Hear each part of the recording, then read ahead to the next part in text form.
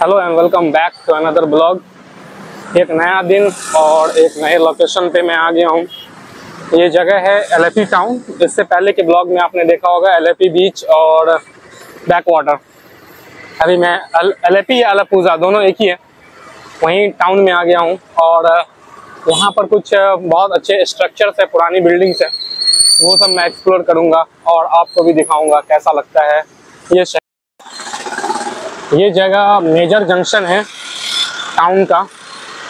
You might be thinking के road बहुत कम चौड़े है ना, बात सही है। बिकॉज ये जो लोकेशन है एलेपी का, अलापुजा का, वो बेसिकली कई नदियों के किनारे बसा हुआ है। एक दो नहीं, बहुत सारी नदियाँ इसमें समाती है यहाँ पर आकर के। यहाँ के तो बिकॉज ऑफ इट्स लोकेशन यहाँ पे जगह ज़्यादा है नहीं एक्चुअली। तो जगह की कमी होने की वजह से यहाँ के ज़्यादातर जो रोड है उनकी चौड़ाई आपको बस इतनी ही मिलेगी जितनी दिख रही है, शायद 12-15 फीट, उससे ज़्यादा नहीं। उसी में बस भी आती है, कार भी आती है।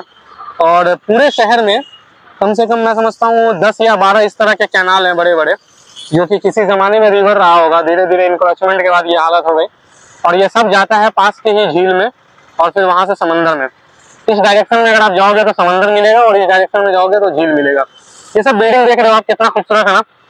ये वो बिल्डिंग है जो कि आज से 100 साल पहले, 150 साल पहले से यहाँ ब्रिटिशर्स जब आए, उन्होंने इस जगह को अपने एडमिनिस्ट्रेटिव हब के तौर पे यूज करना शुरू किया था।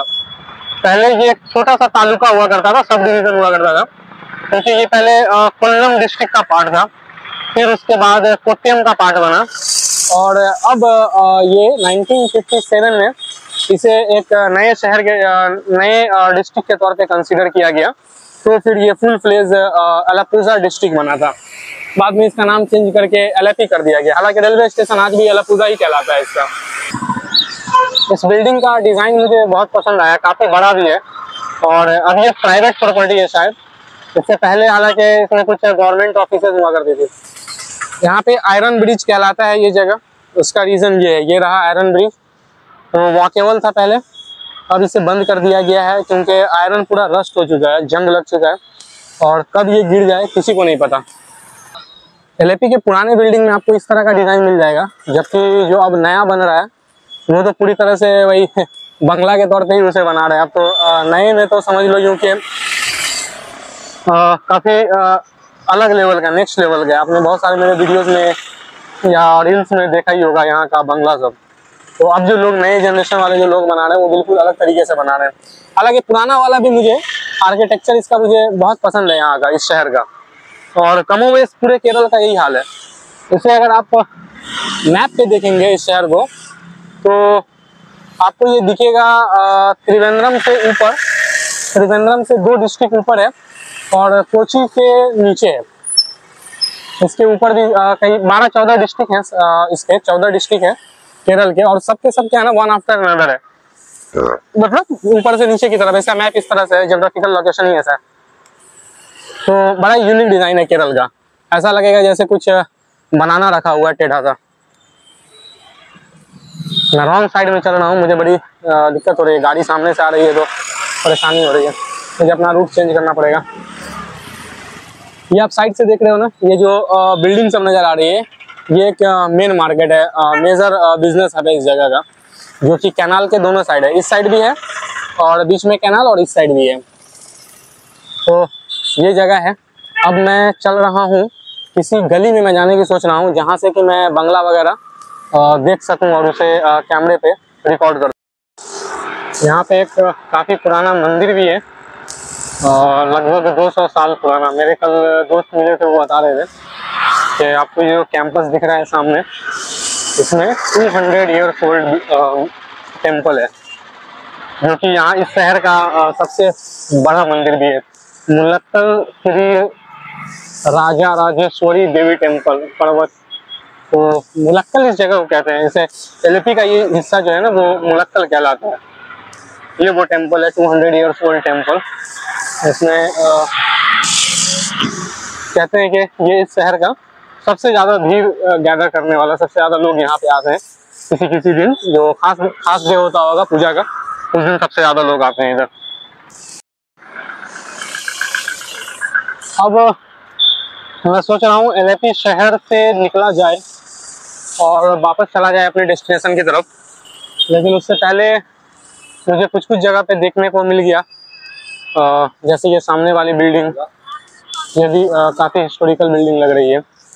उसके अलावा कुछ आर्किटेक्चर डिज़ाइंस भी इधर बड़ा ज़बरदस्त सब बना हुआ है। यहाँ आप देख सकते हो, ये एक स्कल्पचर है, कितना बड़ा है, huge. I don't know like it is dedicated to some religious है या क्या है। नीचे अच्छा वो फिश वाला होता है ना, फिश वाला डिज़ाइन, वो है, फिश टाइप का बना हुआ है। आई डोंट नो, आगे से देखने का है ही नहीं, पॉसिबल ही नहीं है, वरना मैं आपको दिखाता। ये सब यहाँ से इनलैंड वाटर सर्विस स्टार्ट हो जाता है। तो किसी को अगर बोट वगैरह लेना हो तो साइड में जो ये पतला सा आपको रास्ता दिख रहा है, पानी वाला दिख रहा है ना, वहीं से लोग ले लेते हैं, यहीं से स्टार्ट हो जाता है बोटिंग। बोटिंग सेंटर लिखा भी हुआ है। अब टाइम आ गया है एलेपी से विदा लेने का। मेरी ट्रेन तो हालांकि 7 बजे है, अभी मेरे पास 2-3 घंटे का टाइम है, लेकिन मैं सोच रहा हूँ थोड़ा नींद ले लिया जाए। ट्रेन में मुझे नींद आती नहीं है और कल सुबह उठ करके मुझे काम करना है। तो मैं यहाँ से अब निकल रहा हूँ। यहाँ से मैं जा रहा हूँ अपने होटल की तरफ और होटल से थोड़ा सोऊंगा 2 घंटे होटल में। उसके बाद फिर ट्रेन लेकर के वापस बेंगलोर चला जाऊँगा। ये खूबसूरत सा चर्च है यहाँ पे, और मैं देखता हूँ उस चर्च को इधर से सामने से दिखाता हूँ। इधर अंदर की तरफ गांव गया हुआ है, लेकिन अंदर की तरफ तो अपने को जाना नहीं है, या चल के देख लेते हैं। ये है चर्च, और चलते हैं अंदर की तरफ, देख कर क्या आते क्या है। मेरे एक दोस्त ने कहा था कि केरला बहुत ही लिबरल है, अगर आप वीडियोस वगैरह बनाते हो किसी को ऑब्जेक्शन नहीं होगा, अगर किसी को होगा तो मुझे कॉल कर देना। तो मैंने कहा ठीक है चलो कर देंगे। तो ये ऐसे ही एक ऑफबीट रास्ता मैंने ले लिया। मुझे लगता है ये लोगों के घरों की तरफ जाता है, तो ज़्यादा अंदर तो मैं जाऊंगा नहीं, बट लेट्स ये सब घर है ना, नॉर्मल लोगों के घर हैं, कुछ भी घूमने जैसा नहीं है इधर। तो कुल मिला के अगर आप केरला आते हो, इस एरिया में आते हो एलेपी में, तो घूमने फिरने की जगह है, काफ़ी है। वैसे अगर आप आते हो ना फोटो खिंचाने के लिए, तो बैक वाटर और झील के अलावा, बैक वाटर और क्या बोलते हैं बीचेस के अलावा और कुछ खास नहीं मिलेगा। लेकिन अगर आप एक्सप्लोर करते हो जगह को, जा करके उसके कल्चर को, रिलीजन को उसको समझने की कोशिश करते हो, लाइफ स्टाइल यहाँ के लोगों का कैसा है, तो मेरे हिसाब से बहुत बढ़िया जगह है ये, यहाँ आना चाहिए लोगों को। बट अगेन अगर आप सिर्फ फोटो क्लिक करवाने आते हो तो इतना मेहनत करने की ज़रूरत नहीं है। जस्ट आओ, रेलवे स्टेशन पे उतरो, उससे पूछो बैक वाटर जाना है, ऑटो वाला तुम्हें 150 रुपये में पहुँचा देगा। वहाँ से एक बोट ले लो और आ जाओ घूम फिर करके, बस हो गया, और कुछ नहीं बचा। But if you want to explore the city, there is a lot to do.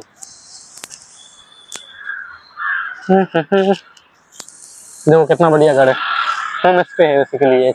Home stay मतलब क्या करते हैं ना लोग, अपने ही घरों को जो बंगला वगैरह बनाते हैं ना, उसको ही होम स्टे में चेंज कर देते हैं।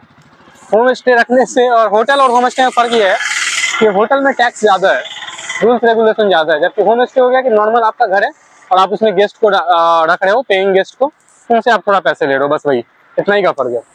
यहाँ देखो एक और वाइट कलर का बंगला, आपको यहाँ कोची में ज़्यादातर बंगला ही मिलेगा, और इसी टाइप का मिलेगा।